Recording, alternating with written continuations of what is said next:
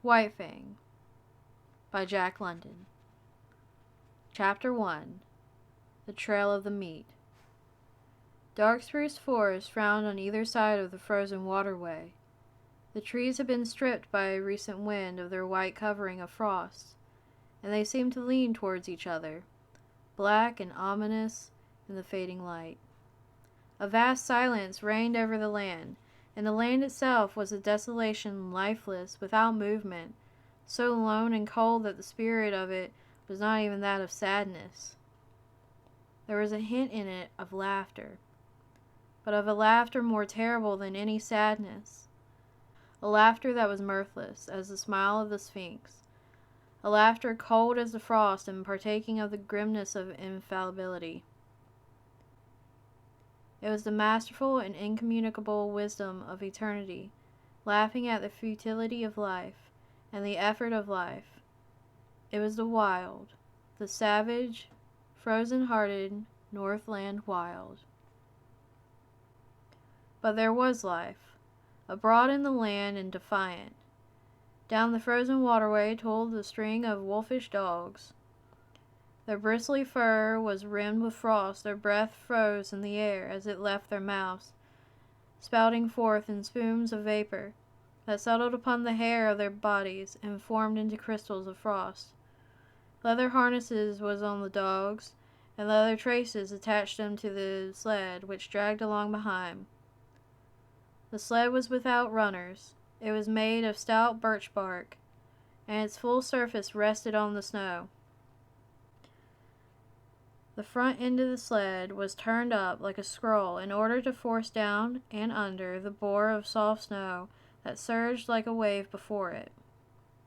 On the sled, securely lashed, was a long and narrow oblong box. There were other things on the sled, blankets, an axe, and a coffee pot, and a frying pan. But prominent, occupying most of the space, was the long and narrow oblong box. In advance of the dogs on wide snowshoes toiled a man. At the rear of the sled toiled a second man. And on the sled, in the box, lay a third man whose toil was over. A man whom the wild had conquered and beaten down until he would never move nor struggle again. It is not the way of the wild to like movement. Life is an offense to it, for life is movement, and the wild aims always to destroy movement. It freezes the water to prevent it running to the sea. It drives the sap out of the trees till they are frozen to their mighty hearts. And most ferociously and terribly of all does the wild harry and crush into submission man. Man, who is the most restless of life, ever in revolt against the dictum that all movement must in the end come to cessation of movement.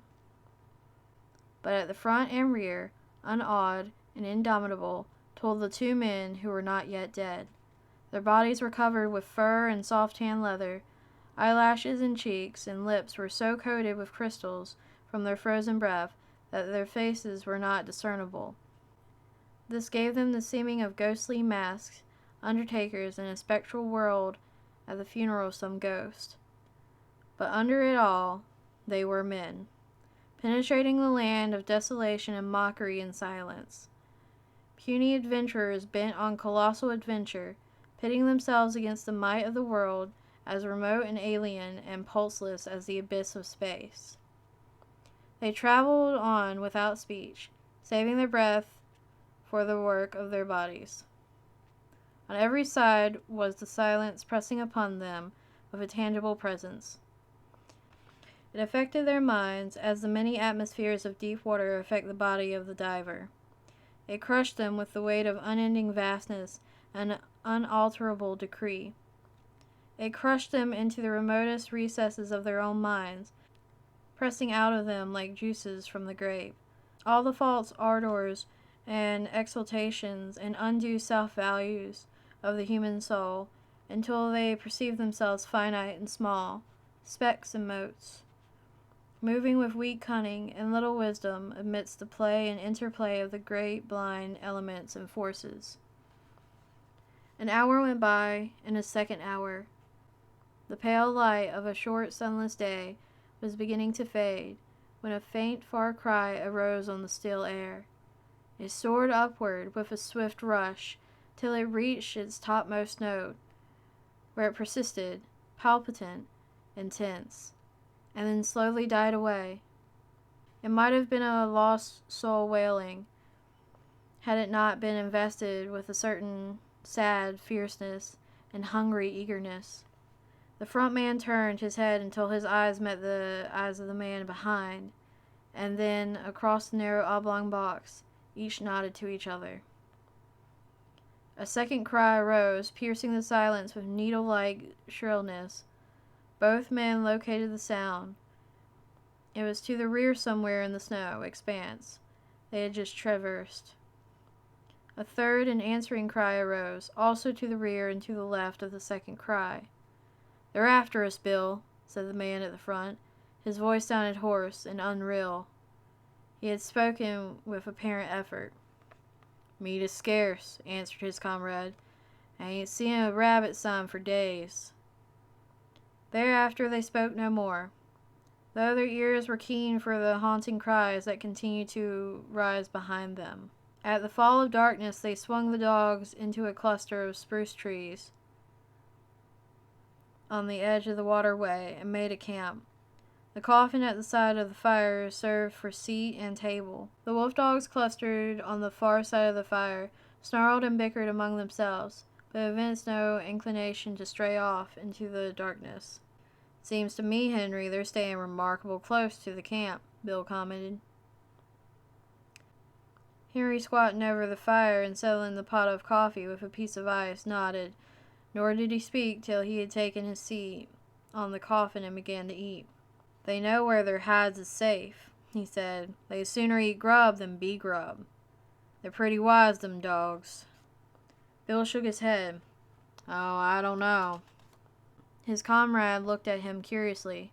"First time I ever heard you saying anything about their not being wise." "Henry," said the other, munching with deliberation the beans he was eating, "did you happen to notice the way them dogs kicked up when I was a-feedin' them?" "They did cut up more'n usual," Henry acknowledged. "How many dogs we got, Henry?" "6. "Well, Henry," Bill stopped for a moment in order that his words might gain greater significance. "As I was saying, Henry, we got 6 dogs. I took 6 fish out of the bag. I gave 1 fish to each dog. And Henry, I was 1 fish short." "You counted wrong." "We've got 6 dogs," the other reiterated dispassionately. "I took out 6 fish. One ear didn't get no fish. Came back to the bag afterward and got him a fish." "We've only got 6 dogs," Henry said. "Henry," Bill went on, "I won't say they was all dogs, but there were 7 of 'em that got fish." Henry stopped eating to glance across the fire and counted the dogs. "There's only 6 now," he said. "I saw the other one run off across the snow," Bill announced, with cool positiveness. "I saw 7. His comrade looked at him commiseratingly and said, "I'll be almighty glad when this trip's over." "What do you mean by that?" Bill demanded. "I mean that this load of iron is getting on your nerves, and that you're beginning to see things." "I thought of that," Bill answered gravely, "and so when I saw it run off across the snow, I looked at the snow and saw its tracks. Then I counted dogs, and there were still 6 of 'em. The tracks is there in the stove now. You want to look at 'em? I'll show 'em to you." Henry did not reply, but munched on in silence. Until the meal finished, he topped it off with a final cup of coffee. He wiped his mouth with the back of his hand and said, "Then you're thinking it was—" A long wailing cry, fiercely sad, from somewhere in the darkness had interrupted him. He stopped to listen to it, then he finished his sentence with a wave of his hand toward the sound of the cry. "One of them." Bill nodded. I'd have blamed sight sooner, think that, than anything else. You noticed yourself the row the dogs made. Cry after cry, and answering cries, were turning the silence into a bedlam. From every side the cries arose, and the dogs betrayed their fear by huddling together, and so close to the fire that their hair was scorched by the heat. Bill threw on more wood before lighting his pipe. I'm thinking you're down in the mouth some, Henry said. Henry. He sucked meditatively at his pipe for some time before he went on. Henry, I was a-thinking, what a blame sight luckier he is than you and me will ever be. He indicated the third person by a downward thrust of the thumb to the box on which they sat. You and me, Henry, when we die, we'll be lucky if we get enough stones over our carcasses to keep the dogs off us. But we ain't got people and money and all the rest like him, Henry rejoined. Long-distance funerals is something you and me can't exactly afford. What gets me, Henry, is that a chap like this, that's a lord or something in his own country, and that's never had to bother about grub nor blankets, why he comes a-butting around the God-forsaken ends of the earth. That's what I can't exactly see. He might have lived to a ripe old age if he'd stayed home, Henry agreed. Bill opened his mouth to speak, but changed his mind. Instead, he pointed toward the wall of darkness that pressed about them from every side. There was no suggestion of form in the utter blackness. Only could be seen a pair of eyes, gleaming like live coals. Henry indicated with his head. A second pair, and a third. A circle of gleaming eyes had drawn about their camp. Now and again a pair of eyes moved or disappeared to appear again a moment later.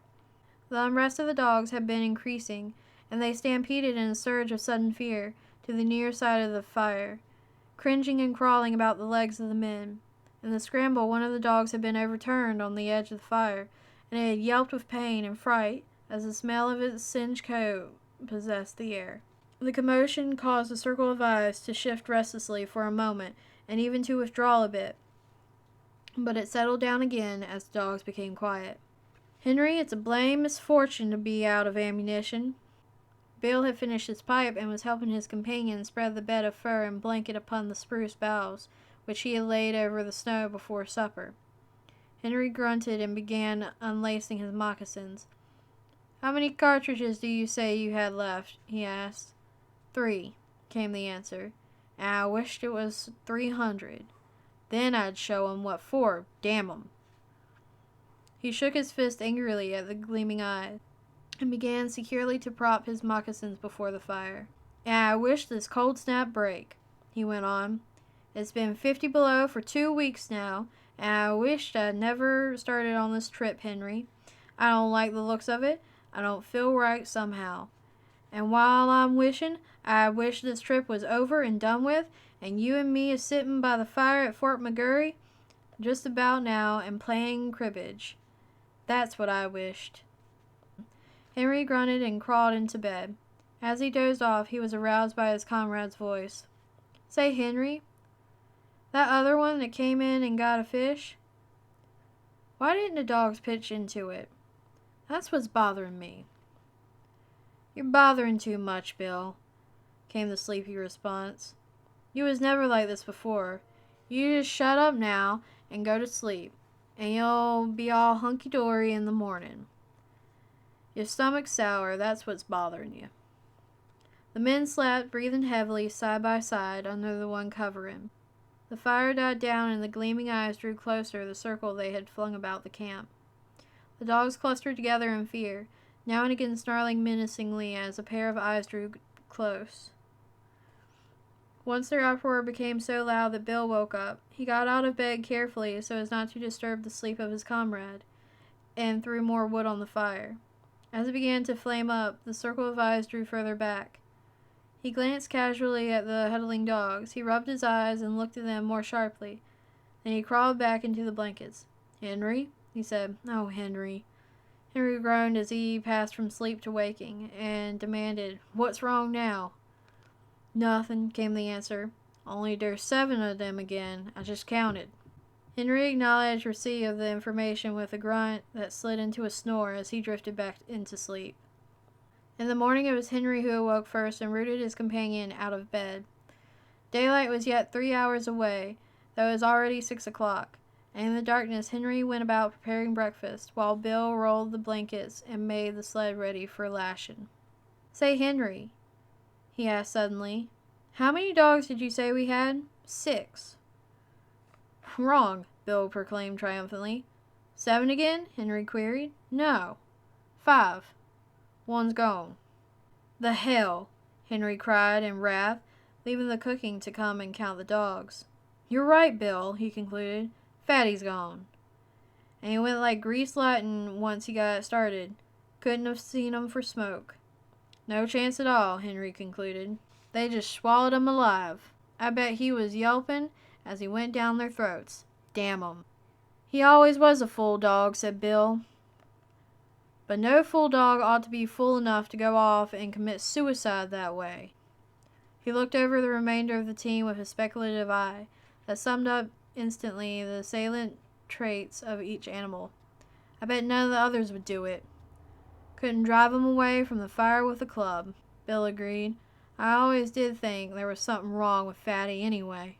And this was the epithet of a dead dog on the northland trails, less scant than the epithet of many another dog, of many a man.